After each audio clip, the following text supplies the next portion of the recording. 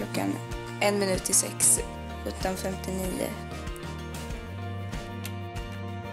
Det var nästan så att man tyckte att det gick för fort för att man ville liksom hinna uppleva det. Men jag kanske ska vara glad att det gick fort för vissa, för vissa tar det ju flera dygn.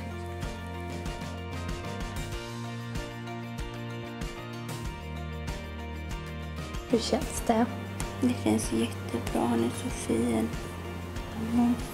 Superfin. Vad mjuk han är. Mm.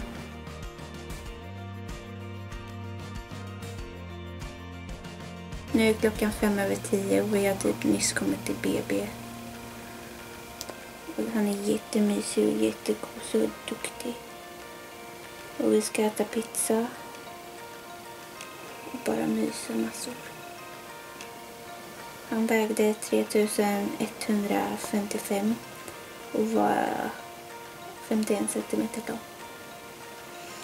Världens finaste.